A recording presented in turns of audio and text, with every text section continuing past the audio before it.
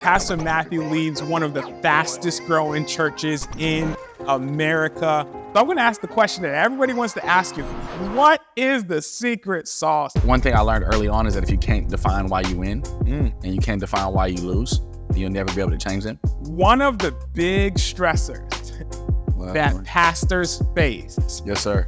is the money. They know that they need help, but many times they don't want to let someone in to their world. I've always been a money person, like ever since I was little. They used to call me Money Matt. I always believe that scared money don't make no money. Without taking calculated risks, you'll never win.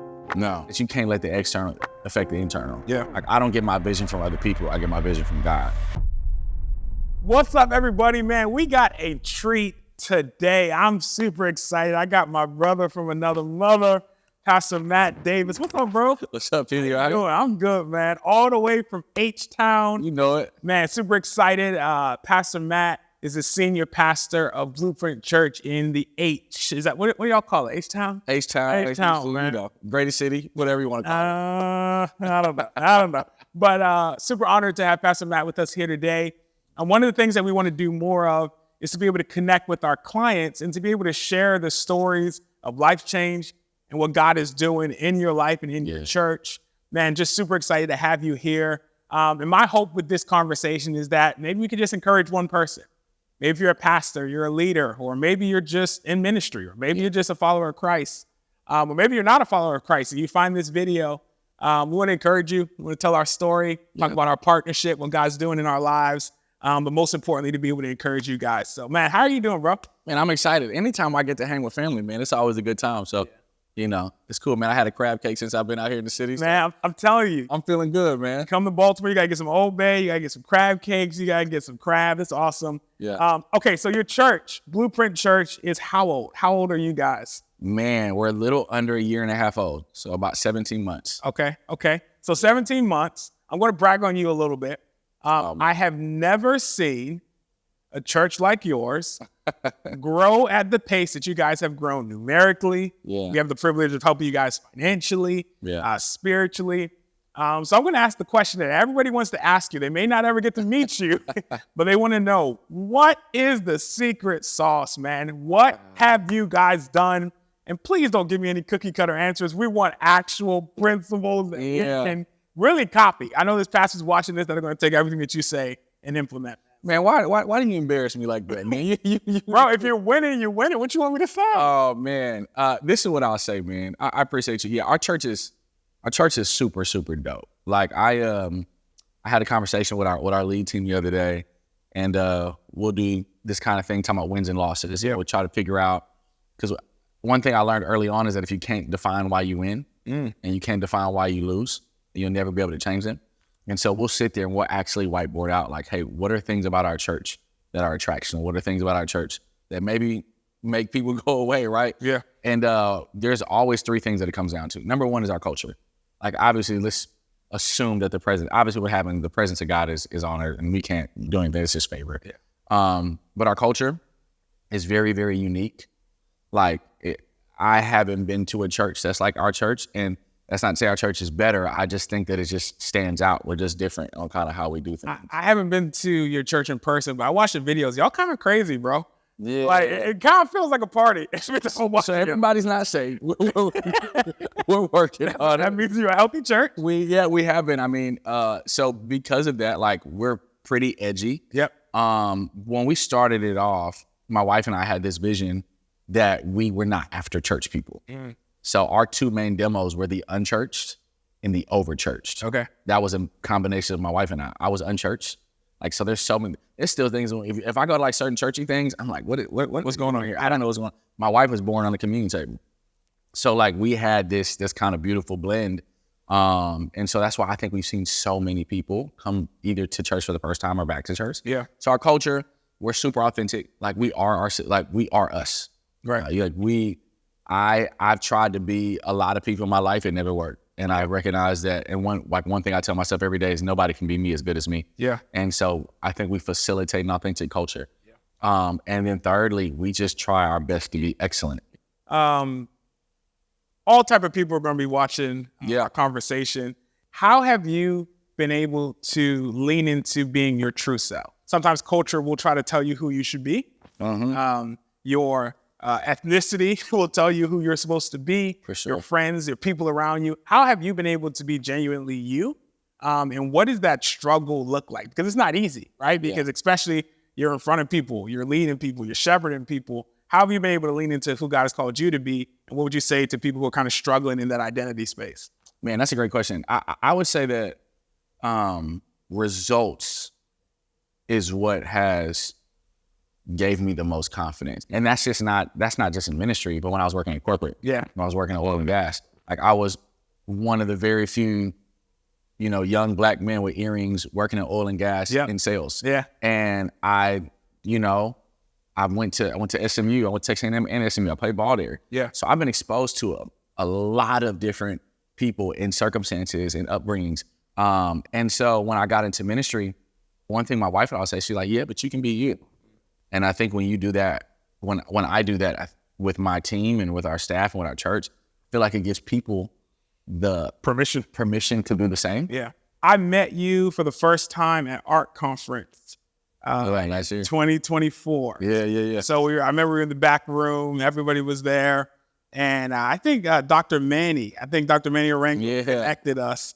And from that point, built a friendship first and then had the opportunity, we still do now, help support your church. Our company, Prospera, helps you with financial management, CFO services, help you with the bookkeeping and accounting. Yeah. One of the big stressors that pastors face yes, sir, is the money. For sure. And it's not just sometimes lack thereof. Sometimes it's when I have an abundance of it, what do I do with it? Yeah. So we'll talk about our relationship in a little bit, but early on in the genesis of your church, even maybe pre-launch, what were some of the principles? What were some of the financial principles that you lived by that you believed helped set your church up for success? And then the second question is, do you still live by those principles? Have they changed, right? Yeah. And you believe one thing about money in the context of building a ministry, and do you believe something different now? Because with new information, sometimes your revelation changes. So what were some of those foundational principles, and do you still hold true to those, or have they changed over time? Yes, no, Okay. yes. All right. So I would say like one thing that I've always been a money person. Like ever since I was little, I knew how to make money. You were getting money. Yeah, I was. They used to call me Money Matt. Like I knew how to do it. And so the idea is that like prior to, I would not suggest this. I've always been big on saving, but I always believe that scared money don't make no money. Like that's just kind of. You said scared money don't make no money. Yeah. Write that down, Pastor. Scared money don't make That's no right. money. I'm a risk taker. You and I talk about this often. This guy right here, he will call me like, hey, Patrick, you're not going to like this. You're not going to like this conversation. But I'll say this now. I'll let you get back to what you're saying. My brother told me this, Pastor Stephen Chandler. He said, without taking calculated risk, you'll never win. No. He's like, you'll never achieve your God-given destiny, and you do a phenomenal job at that. Thank you. It's not just wild, I'm just going to, jump out on this limb without counting the cost. What I've seen over the year and a half that we've been connecting is that you take calculated risk. You say, hey, okay, Patrick, give me the scenarios. If we do this, what's the worst case scenario? I'm like, okay, I like those odds because I feel like God is speaking in this area. So sorry to cut you off. I just wanted to. Yeah, 100%. I tried, thank you. I tried to assess every risk. Right? Like I'm going to look at it and I'm going to see, because I don't think it's a gamble then. Like I think gambling is just shooting from the hip. Yep. And so the idea is prior to launch, my wife and I, we put up everything. What you mean everything? Like like I said, I wouldn't suggest this for other people unless God told them to. But like my wife's wedding gift was her dream house. And then when we felt called, we sold her dream house. Wait. Go back. So you're telling me you got married. We got married. I bought her 7 days later. Bought your wife her dream home. Honeymoon bliss. Yeah. And then you guys decided to launch a church, and you sold that home and reinvested that into the church that you feel like God called you. Why would you do that? That's absurd. Yeah, it is absurd. You want to talk about sacrifice.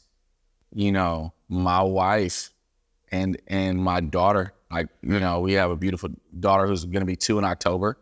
And I was able, we were able to go full-time ministry.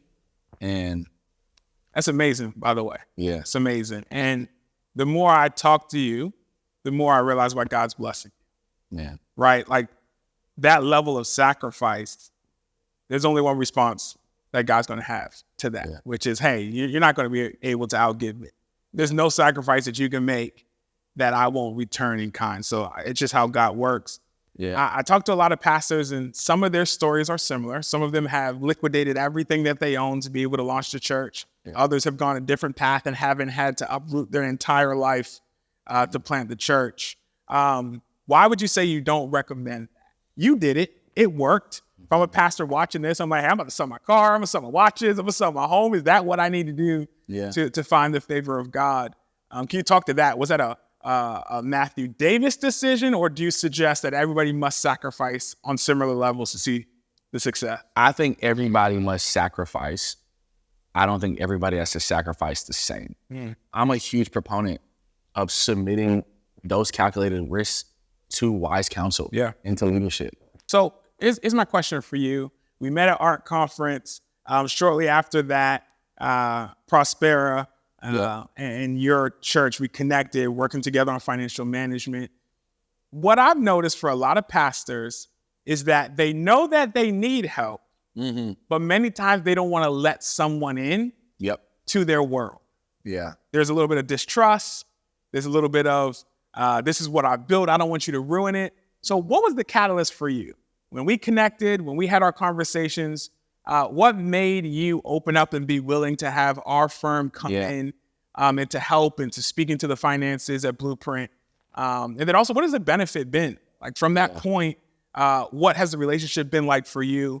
If it hasn't been great, you could just lie on YouTube and on this video. But what was your moment of like, okay, I'm going to open up and trust someone else? So for me, it was health and growth. Okay. So I'm a money guy, and so I was having to run so much of the finances, and it was taken away from sermon prep, taken away from leadership, taken away from time with my family.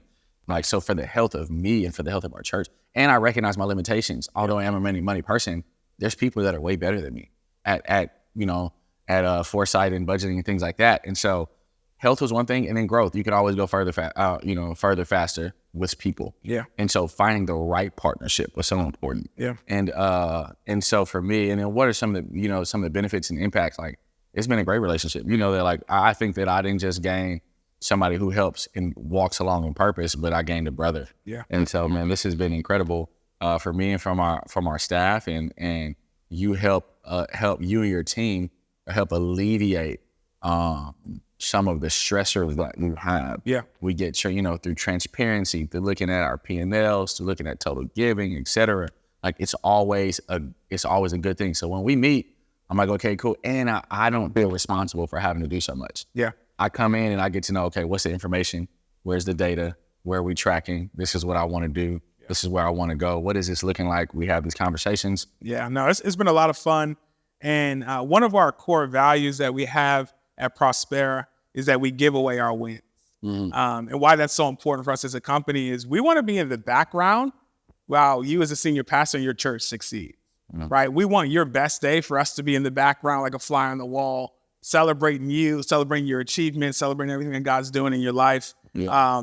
And I don't know if you know this, but what Blueprint has done has also helped Prospera. Mm-hmm. Like, you raised my faith. I'm like, you guys are a church that's a year and a half. I will say this, you're operating like a 10-year-old plus successful church, right? We laugh and we joke about like, oh man, what is 5-10 years going to look like? Because God really has accelerated your favor as a senior pastor. I say it all the time. Y'all are taking over Houston. Like, you are taking over H-Town. Some of the merch I've seen y'all drop, some of the events. What's the event that you do where you like take over the city? B3 Weekend. B3 Weekend. I don't even know what that means. That's a cool name. Can you tell us a little bit about B3 Weekend? Yeah. And then how can we get engaged with that? Like, can we, do we have to be in Houston? Is it like a virtual component? Has it happened already? That part was so intriguing for me. So one of the things you asked me earlier about what do we do in our secret sauce, I believe that we don't just try to change culture, but we infiltrate it. So one of the things that is Houston is very obviously authentic hip hop, things like that. So 713 is one of the area codes in Houston, July 13th. So there's always something that's called 713 weekend. So we do something on 713 weekend. So when all the rappers are in Houston, Blueprint is doing something too. We do a worship night on Friday, some sort of serve day, or Dream Team big thing on Saturday, and then we do Family and Friends weekend on Sunday. We're definitely not the start of something. We're just carrying something that's already been going, and so we're happy to be a part. Man, that's amazing. How do you maintain a big vision, right? So it could be over finances. It could be over even what you see for your congregation, what you see in people. I say that because we have the privilege of helping churches with their finances, but it's not just about finances, it's about relationship. So I've been able to get very close with pastors and leaders and kind of carry some of their burdens and understand their stressors. And one of the major things that I see is over time, that big vision starts getting chipped away. Yeah. Right? That person who you trusted as a staff member, they walked away unexpectedly. Yep. That top giver who was holding down your giving, they left. Or an expectation was not met. And I start seeing that vision get smaller and smaller and smaller as life starts lifing. One thing I admire about you is like your vision is bigger than it's ever been. For sure. Like pre-launch, launch, year and a half in, like I feel like the vision that God's downloaded into your heart is bigger than it's ever been. How do you protect that? That's a real question. How do you protect that vision from life's lifing and really from the enemy stealing your joy and your vision? Yeah, that's a great question. For me, I think that's one of the easier things for me. Okay. I think I'm a natural visionary, but what I would say is that you can't let the external affect the internal. Yeah. Like I don't get my vision from other people. I get my vision from God. And so people are crazy. I'm crazy half the time. Right. And so most of the time. you forget we meet bi-weekly. Yeah. But man, I just I think the external can chip away at it. But for me, my vision keeps growing because I keep getting to know God better. Wow. Okay. And I feel like the more as every day and every week I figure out that God is bigger than what I thought. Was able to do exceedingly abundantly above all we can ask or think. And when I just start thinking like, man, I'm connected to that, it's just more vision just comes and I just see bigger and bigger and bigger. And I was literally telling somebody the other day, I was like, man, like I got vision for $30 million. I got vision like if something came and we got opportunity, I call you, I'll talk to you about buildings that I see. Yeah. Like, I drive around the city and I'm like, ooh, what could I do with that? Yeah. What could God do through that? Pastor Matt will call me and say, hey, I just drove by Costco. I just drove by Walmart. I just saw Amazon fulfillment center, 100,000 square feet. I got vision for that. I'm like, I love it. I love it. There's so much like that. And I think that when I see a problem, one of the first things I ask is, God, are we a part of the solution? Yeah. And if we are, then I can just sit. My therapist says all the time, he's like, man, you got to get like a room with nothing but whiteboards and just write all day, because I'll just have stuff just come to my mind and I have to figure out, is it worth chasing or not? Because some of it might be my ADHD. One of it may be that. But yeah, I would just say, man, protecting my vision is obviously becoming more intimate with God, and then making sure that I never let the external factors change the internal factors. Yeah. Internal factors is that I'm privileged to be called by God and my wife and I to be able to do something. And when God puts a passion and a burden on our heart, then I explore it. Yeah. And I explore it till there's nothing left. Yeah. And then it's kind of, and I think when you do that, the opportunity to light your vision on fire is endless. That's huge. Let's switch gears here a little bit. You have an amazing wife, Fallon Davis. You have a beautiful baby girl. Yeah. Sometimes when you're chasing your purpose and your destiny, sometimes the narrative, that family actually slows you down. Man. I hear that a lot from senior pastors, from people in business, entrepreneurs who say, hey, what I'm trying to achieve takes everything out of you. I don't have much left for my wife. I don't have much left for my family, for my kids. How have you been able to, and I hate this word balance because I believe life is the definition of unbalance, but how have you been able to manage all of the different spaces that you have to show up and be responsible in? You got to be a husband. You got to be a father. you're an entrepreneur, right? We don't talk about that a lot, but you're an entrepreneur, right? You have other ventures outside of ministry that you're pursuing. How do you manage it all? And I'm asking for myself because your boy's struggling. I got a lot on my plate. Yeah. And at every point in life, I feel like something's dropping. Yeah. How have we been able to manage that? Because in all honesty, for the last year and a half, probably even 2 years plus with pre-launch, you've been grinding. You've been moving at 1 billion miles an hour. Yeah. So how have you been able to manage and still be present in the areas that matter? Sorry for interrupting the interview. I know it's been phenomenal. I just wanted to talk to you for a second about Prospera, the company. Are you a senior pastor? Are you a church executive? Do you need help with your finances? Prospera's vision and our goal is to see churches win with money, whether it be in bookkeeping and accounting or our CFO advisory services. We make sure that we can take the difficulty out of the numbers and help you to get on mission for what God has called you to do. So if you're interested in having a conversation with us, of learning more about who we are and what we do and how we can help people like you, go ahead and click the link below. We would love to set up a consultation with you. Now back to the interview. I'm glad it looks like I do a great job. I don't think I do a great job all the time. I'm trying to be better and be more disciplined. I think one thing that I remind myself of is because early on in our launch phase, my wife was like, man, like I feel like I'm barely seeing you. Like you're just kind of, and that killed me. Like I said, I got a 18-month-old or 19-month-old daughter. She's very cute. Thank you. You got a problem? I do. That's my baby. That's my. But you live in Texas, though, so y'all all strapped. You know that. Come on. And that, man, that's my heart, man. And so I think that I at some point I just made up in my mind that nothing is more important than that. Like I'm not, my definition of success is if our church grows to 50,000 and I do it without my wife and daughter, then I'm not successful. It's a loss. It's a loss. It'll always be a loss. Like, so there is no win if they're not there. And it's not a win if we're not healthy. And so I just try to put that into perspective. And then I also recognize that some things are seasonal. Like I'm a runner and a natural workaholic almost, right? Yep. So I have to work to not work. Yep. And so you're the type, you go on sabbatical and you can't turn your brain off. Yeah. And it's kind of torture sometimes because it is like a, you know, hey, my wife was saying like, we're going on sabbatical. She said, I can't bring my computer. Yeah. I'm like, well, that's all right. I got my phone. Okay, what am I going to do? Yep. But in the midst of that, I was told something by an older gentleman one time. He was talking about the pace that I run. And he said, I want you to know something. He said, what is permissible in one season can be sin in another. And he said, Say it again. What is permissible in one season can be sin in another season. Wow. So you running and working like this, it may be okay, but do not make this your world and your habit and your lifestyle. Wow. And I think that there's a level of grace that God gives, that our family gives in the beginning of something. That's like, hey, wrap this up. Yeah. Like get it. And by this time period, if we aren't stable enough, if I haven't raised up good enough leaders or I haven't done things because, like I just said, it's the organization succeeding at the risk of my family failing, God isn't pleased with that. Yeah, man, that's big. The Bible says faith without works is dead. Yes, it does. Talk to me and to the people who are watching this, maybe you're a pastor, where you got immense faith, specifically in the area of finances for your church. There's no shortage of faith. Yeah, I can see what God's doing. I believe what he's doing, but there's a lacking in the works area. Yeah. Right.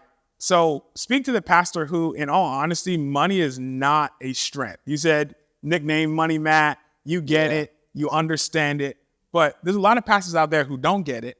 They don't understand it. In all honesty, they're not good with it. Mm-hmm. What would you say to that pastor where they could preach the house down, they love discipleship, but that money conversation, whenever it's brought up, maybe there's a little anxiety, a stress that comes, what would you say to that pastor where I got all the faith in the world, but the actual acumen, expertise, and execution of financial management, maybe it wasn't taught, maybe it's not there, and it's a thorn in the side of the ministry. What would you say? Yeah, you got to get out of your own way. Mm. I don't like, and that's not just in the area, in any area. If there are things that I suck at, and it is nothing but ego, if I want to try to do it myself, and not allow people who are better than me in certain areas to execute their expertise. Yeah. And in the area of something as critical as finances, if you're not good at it, or you're a lack of skill, and you're not going to learn it, then get out of the way. Yeah. And I think that what it is that sometimes it's a control thing. It's kind of like, man, if I allow you to do my finances, are you taking over my church? Like, that's where integrity, finding the right people with the right relationships, who know what they're doing, who have financial integrity, who are godly. Those things are incredibly important to come in partnership with. But if it's not your thing, then we got to find somebody whose thing it is. Yeah. And then we have to partner with them and allow them to serve in that capacity. And so to the pastor, to the leader out there who's wondering, like, what am I going to do? Find somebody who can do it and who can help, because that is it doesn't, I think that, I mean this, it would be a shame for anybody to miss out on the fullness of what God had simply because they were too prideful to allow somebody to help. Ooh. It's a shame. That's straight. There's no chaser with that one. And there's a lot of like, I can live with failure. I can't live with regret. Mm. I can live with the idea that I gave it everything that I had and it didn't work. Yeah. I can't live with the idea that my pride was too big to allow somebody to help me and we could have won. Man. I said it in one of the sermons. I said this past weekend that you have to be more set on winning. Maturity is realizing that you're more set on winning the game than being the hero. Wow. And sometimes we want to be the hero, and we'd rather be the star player on a losing team than a role player because we want our point on a chip. We're looking at stats. That's it. I think you hit the nail on the head. I think you got to count the right stats. Yeah. I think you got to play the right game. Mm-hmm. I make correlations between like the for-profit space and the nonprofit space. If you look at Jeff Bezos, very wealthy, very successful. A little bit. Just a little bit. He has a few coins. All right. Jeff, if you're watching this, you can donate to Blueprint and support Prospera if you're watching this, Jeff. Jeff, I just want to say, Jeff, at any of those Amazon locations, 1,000, 1,500 parking spaces, I don't know, man. Donate. It's a tax write-off for him. You can donate to it. Need it. I can send you a couple listings, so just let me know. But one thing that I find is that the world has figured out that delegation and team is the way to grow. Yeah. I do feel like sometimes the church lags in that a little bit, where we have picked up the concept that we got to do it alone, that we got to be a one-man team. I say this all the time to pastors. Like, God didn't call you to be the CFO, to be the CEO, to be the CMO, to be the CTO, all the C's. Yeah. We have a lot of pastors who are carrying all of these burdens, not realizing that you're actually stifling your growth. For sure. Right? And you said something earlier. I think even if you are a pastor like Pastor Matt, who has crazy financial acumen, you still need to find someone that you trust to turn over your finances. Mm-hmm. Why? Because as the senior pastor of the church, managing the money is actually not your number one focus. No. It's shepherding people. Yeah. It's pastoring your flock. So finance is a part of shepherding. It's a part of pastoring. It's a part of management. But you have to make sure that you have someone who stresses over the finances every single day, every single minute of every single hour, because you can't. And I think that for those, giving the responsibility does not mean exiling yourself from the process. Can you talk about that? I made a decision a long time ago. I don't have to be an expert, but I do got to be aware. Like, I have to understand the conversations that are happening. Yeah, so good. And so for me, being a finance guy, like, we come in and we talk about those. Like, I'm not completely removed. Like, I just don't know what's going on. Yeah. Just to be honest, Pastor Matt knows at every moment. Just pull up on him in the airport. If you see him, like, hey, Pastor Matt, how much money is in the church's bank account? It's X amount of dollars with 37 cents. That's how dialed he is. And that, to your point, you also can't lead people unless you've been where they are. For sure. Here's a leadership principle. You want to grow your team. You want people to respect you, whether you're a pastor or an entrepreneur. You have to have done what they're doing. Yeah. You can't walk out to your parking team in Houston when it's 110 degrees and they're drenching in sweat unless you've parked some cars before. Absolutely. You got you know something about that sweat equity. Yeah. You've been there before. Yeah. And you can't lead somebody somewhere that you've never been. Yep. And so for me is that I don't have to remove myself from the awareness of the finances or even my authority in it. I remove myself from the responsibility of having to maintain them. Yep. And so I think that there's different levels of delegation. But for me, I needed somebody to come in and help because if even with my strong suit in that, P, I would have been holding us back. Yep. And I think that I had to recognize what's more important. Yeah. The growth of the organization, the integrity of the finances. Or you having control over it. Yeah, me having control and feeling like I'm in control. Yeah. And I am in control. I'm in control of crashing the plane. Yeah. And that's what a lot of pastors are. And I think one thing that we underestimate is the increased level of pressure the more you get closer to your destiny. Yeah. Managing $500,000 is very different from managing $5 million. Yeah. Which is very different from managing 20. How do you prepare yourself for the increased levels of pressure that your calling entails, right? Because we're always looking to go from glory to glory. We want our churches to grow. We want people to be saved. I'm going to be candid. We're just going to be straight honest here. I want as much money in Blueprint's bank account as humanly possible. I got it. And not so that we could pat our own back. Yeah. Right? Not because we could say, oh, we have millions in the bank account. Ministry. It's so that we can do more ministry. Yeah. I say this all the time. This is our motto. Our motto at Prospera is we want churches to win with money. We believe that when churches are properly equipped with the resources that they need, that is the solution that the world needs. Yeah. What if I dropped whatever amount of money that you feel is life-changing for your church in your bank account? How much more would your community change? How much more would your people change? How much more outreach would you be able to do? We talk about this. Money is a tool. Yes, it is. Right? Yes, and it's a tool that when it's wielded in the hands of someone who's submitted to God, it changes the world. Absolutely. So wouldn't you want the most effective tool? Wouldn't you want to have as much of it as possible to be able to make an impact? So for you, as your calling increases, so does the pressure, so does the stress. Yeah. How do you manage that? And we're talking money here. We're talking people. Mm-hmm. We're talking stewardship. Man, for me, it's always exposure and submission. So for me, like I said, I want to. One thing that'll never be my problem is going and asking people questions. Mm. Like I will find people who I have a list of questions in my phone right now that I was taught, and this list has grown. That when I meet people that I admire, pastors, leaders, entrepreneurs, business owners, and I'm like, hey, if I can take you out to lunch, if I get 30 minutes of your time, can I ask you these questions? So I ask these things. So how do I prepare from one level to another level?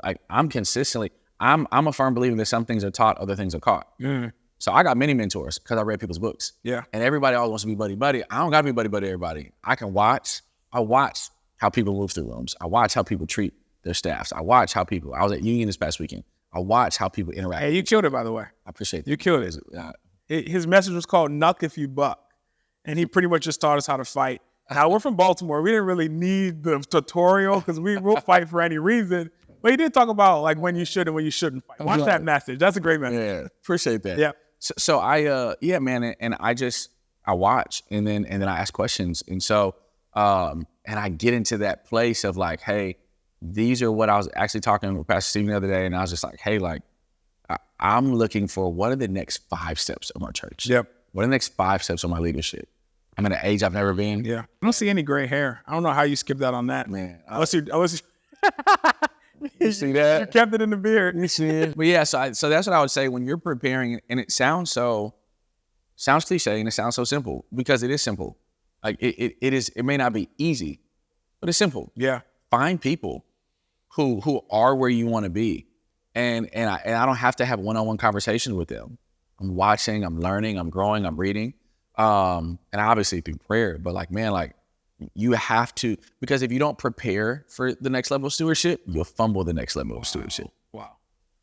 And I think, like I said, it's shame on me if I have faith for God to bring me there, but I don't have faith to prepare myself for there. Wow. So then I get something that I've been praying for, but then I don't have the ability to steward what it is I've been praying for. So now I squander it. Wow. And we see what the Bible does to squanderers. Yeah. He takes it from the squanderers and gives it to the stewards. So good. And I don't want God to give me something for it then to be taken away from me because he looks at me and saying like, man, you haven't done what it is I asked you to do. Yeah. That the people that I've sent you, that you didn't pastor them well. The finances that I've sent you didn't pastor them well. It's so good. That the family that I sent you didn't steward them well. That the people who I've trust everything, and this is why pastoring and leading is so weighty to me, because everything that we have, I look at even that like the finances when we like, it's because I look at like, man, God, this is something that you trusted me with. Yeah. Like I don't look at having a church as a small thing. I take it seriously. Yeah. And so I prepare seriously. Yeah. And like that's where I'm at. So for any leader, any pastor, I would just say like pray. Faith without works is dead. Pray, believe, but work and work your tail off. And I know like I'm young, I haven't been doing it for a long time. And so, but what I have learned is that the more I prepared for something, the more ready I was for something. And then when they came to me, we were able to not just go through it, but grow through it. And it's taking us to the next level. Man, that's so good. That's so good. I want to take this opportunity to tell you guys, I need you to I need you to subscribe to this channel. Yeah. My hope is that we can have more of these conversations with next level pastors, leaders around the country who are really at the forefront of ministry. I admire you, bro. I really, really admire you. Ministry is not easy. I'm a pastor's kid. My brother's a pastor. And the one thing I told God that I did not want to do is to become a pastor. Like it doesn't pay well, benefits suck, and you're opening up yourself to spiritual warfare that I want no business with, but I respect you because you're building an amazing ministry. You're a phenomenal dad, entrepreneur, husband, and you carry it so effortlessly. I know it's not easy, but what I do know is that you're submitted to God. I call you a good friend. You're a part of our family, and we're just grateful for you. So if this conversation has blessed you, first of all, drop something in the comment. If you have a question or comment or something that stuck out to you in this video, go ahead, drop a comment, like, subscribe. I'm going to be bringing more of these conversations to you. Pastor Matt, if you can close us out. And what I would love you to do is to maybe talk to the pastor who's thinking about giving up. Sometimes we focus on the pastor who's winning, whose church is blowing up. But statistics show that most pastors are depressed, they're stressed, they're dealing with anxiety, and unfortunately, their churches aren't what they dreamed it to be.